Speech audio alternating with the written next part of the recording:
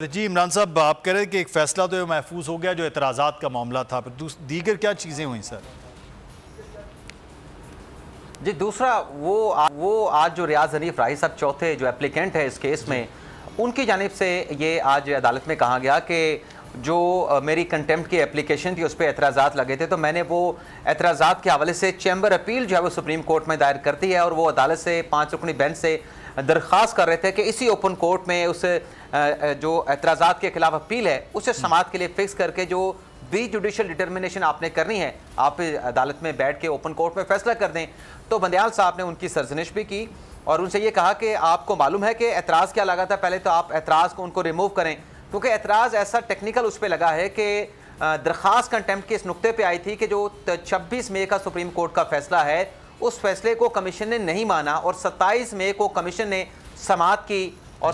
समाअत के ऊपर 27 मई की समाअत के ऊपर ये कंटेम्प्ट की कार्रवाई जो दरख्वास्त जो है ये कमीशन के 3 अरकान के खिलाफ दायर की गई। तो आज चीफ साहब ने कहा कि पहले तो किसी जज को आप फरीक नहीं बना सकते कंटेम्प्ट की एप्लीकेशन में, इसमें आपने जजेस को फरीक बना लिया है तो हम फौरी तौर पर तो समाअत नहीं कर सकते, आप पहले एतराज़ात को रिमूव करें। तो जहाँ तक एतराज़ को रिमूव करने की बात है तो कमीशन के ऑर्डर में लिखा गया है, कमीशन का ऑर्डर सुप्रीम कोर्ट के रिकॉर्ड पे है कि चूंकि सुप्रीम कोर्ट के 5 रुकनी बेंच ने कार्रवाई से रोक दिया है तो लिहाजा हम फर्दर कार्रवाई आगे नहीं बढ़ा रहे। तो ये आज अदालत ने वाज़ेह कर दिया कि फौरी तौर पे तो कमीशन के खिलाफ हम किसी किस्म की कंटेम्प्ट की प्रोसीडिंग जो है वो नहीं करने जा रहे। सही। अच्छा, जुल्करनैन एक और मामला भी है, अब कल का दिन है, आज 6-7 जून को पंजाब इंतखाबात नज़रसानी केस का भी मामला है, तो कल का कोई इम्पोर्टेंट दिन या फिर एक नई तारीख और नया मामला जो सुस्त, हम पिछले दिनों में बात कर रहे थे, स्लो हो रहा है ये प्रोसेस, क्या देख रहे हैं?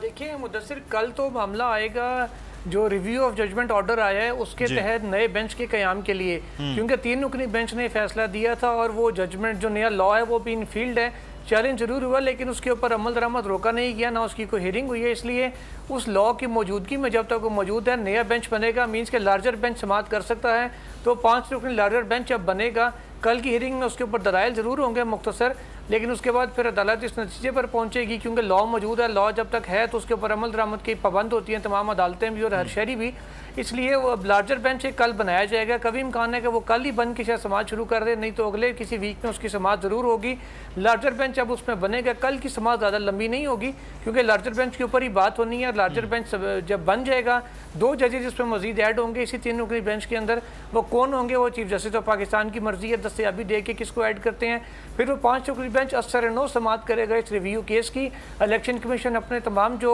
हवाला जात हैं उनके पास जो तमाम अपने इशूज़ हैं वो सुप्रीम कोर्ट के सामने रखेगा, वफाकी हुकूमत रखेगी और सियासी जमातों में से जैसे मुस्लिम लीग काफ ने अपना तहरीरी जवाब जमा कराया है और दीगर कोई जमात अगर अपना जवाब जमा कराना चाहेगी, कार्रवाई का हिस्सा बनना चाहेगी, वो अपने मुतालबात और अपने जो इस्तदा है वो 5 रुकनी बेंच के सामने रखेगी। मामला अभी लंबा है कि अभी बेंच ने बनना है, फिर छुट्टियाँ हैं, समर वेकेशन का मामला आता है, फिर चीज़ें आगे चलनी हैं, फिर जवाबात हैं तमाम फरीकैन के, तो फिर अभी हुनूस दिल्ली दूरस्त, अभी ये केस जो है वो तूल पकड़ गया है समझिए। नहीं मुदस्सिर, इतना दिल्ली दूर नहीं है क्योंकि लार्जर बेंच जब बन गया तो फिर जो इतलात आ रही हैं वही आ रही हैं कि जरा 2 से 3 हियरिंग्स के अंदर ही काम ख़त्म हो जाएगा, फिर इतना ज़्यादा तवील शायद ना चले क्योंकि लार्जर बेंच का इकट्ठा होना सबसे मुश्किल काम होता है खासकर छुट्टियों के अंदर। तो जब वो बेंच बैठेगा उसकी कोशिश होगी कि वो 2 से ढाई घंटे हियरिंग करके कम से कम एक साइड के दलाइल एक समाअत के अंदर लाजमी मुकम्मल कर ले, ताकि फिर जो रिव्यू के ऊपर मामला है उसको देखा जा सके कि दूसरा फरीक यानी तहरीक इंसाफ क्या मौक़िफ़ इख्तियार करती है। एक आध हेयरिंग में उनको सुना जाएगा जिसके बाद फिर अदालत अपने नतीजे पर पहुंच जाएगी। तो मैक्सिमम 2 समातें एक्सपेक्ट की जा रही हैं जब लार्जर बेंच बनने के बाद, इससे ज़्यादा लंबा शायद काम ना जाए, इससे ज़्यादा शायद ना हो पाए। बहुत शुक्रिया जुल्करनैन इकबाल, हमारे साथ आप मौजूद थे, आपका भी, और इमरान वसीम साहब आपका भी बहुत शुक्रिया। और एक ब्रेक लेने इंतज़ार था ना, चलो इस बार वो करते हैं जो इससे पहले किया ही नहीं। किस्मत की आंखों में आंखें डाल के जीतना होगा, सब में है शेर जैसी राह, जर्रा जर्रा भी हर कंटेस्टेंट को लगेगा पहाड़। लड़खड़ाना नहीं है,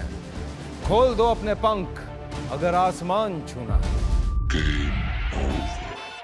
अबे लग रहा है ये सब पहले भी कहीं सुना है। एंटरटेनमेंट की गारंटी जनाब, क्योंकि यहाँ खेलोगे कूदोगे तो बनोगे नवाब। खुश रहो पाकिस्तान। खुश रहो पाकिस्तान। बुध और जुमेरात शाम 7 बजे सिर्फ बोल एंटरटेनमेंट पर। सब्सक्राइब करें और बेल दबाएं ताकि कोई खबर रह न जाए।